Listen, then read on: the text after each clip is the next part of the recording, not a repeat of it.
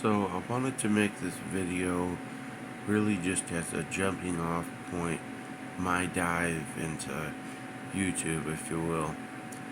So, you know how when you first start talking to someone that maybe you haven't seen in a while, and someone you're excited to see and talk to them, then when you meet up with them, and not on the phone, uh, you know, really just like in person, face to face, and you're really excited um, uh, to be face to face, and you meet up, and those first words come out, and there's something like, "Hey, how are you?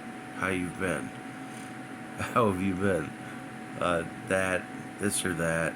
Those very first ones, one or two exchanges, are just the basic introductory formality. They just come and go. Um, and then the conversation goes on, but then something very peculiarly interesting happens, and that's when you first start really conversing at the very beginning of the real conversation, if you will.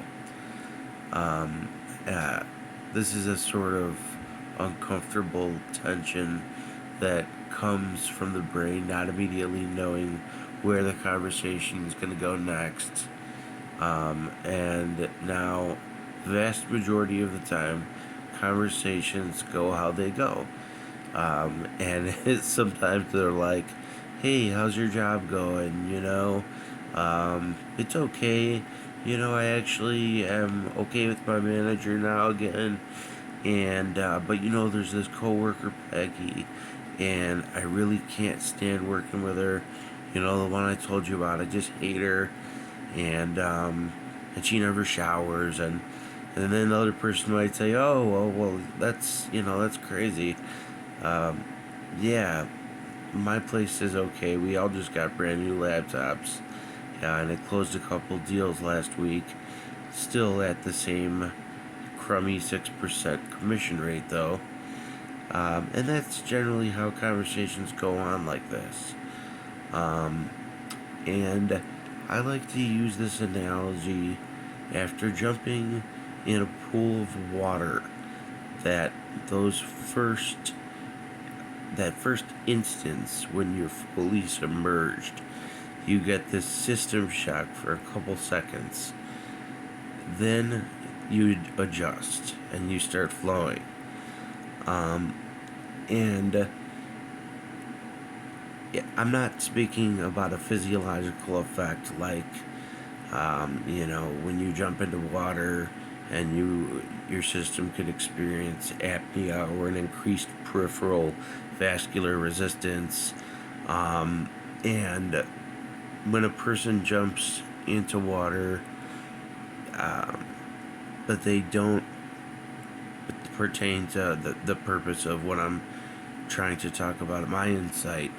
So anyway, so you're in the pool, you're fully submerged, and you're comfortable again. You're swimming, and it's not only a great way to take us out of our comfort zone, it's also a great way to discover a new one, a new comfort zone, and not to mention a great exercise as well.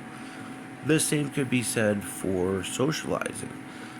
It too is a really great exercise that will make you communicate with others and take you out of your comfort zone, and eventually it'll make communicating easier and retaining friendships and relationships, and making those relationships and friendships flow and be more easily healthy. Now that's enough to make most everyone very happy and socially secure, which makes for positive mental health and a nice life. And that's for most. That's for most enough.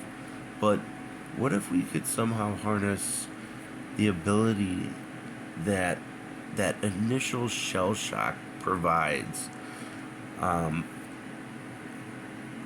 and extend and expand their potentials. Imagine instead of being um, uh, in a swimming pool with your friend in a 6 foot swimming pool. Imagine instead of being in a 6 foot swimming pool with your friend, having a nice chat about your days and what's going on with the weather and stuff.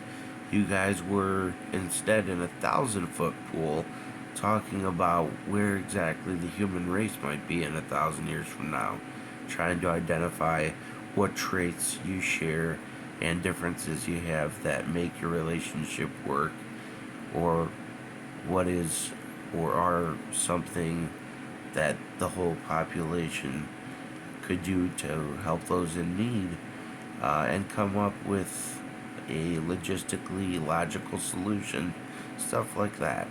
And I call this idea, um, that you could help me also realize, um, uh, the integrational prolongment of maturational socialization.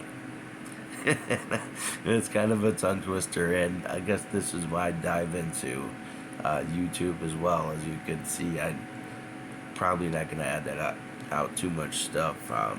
But another thing I'd like to say too, at the end of my video here, is that the devil's fingers are the hands on the clock of idle time. And we are the BBs, the content creators that made YouTube videos before that there were a billion of them. Because I guess there's like 800 million right now. So that's kind of cool to be in that group too. Smile, bile for a shout.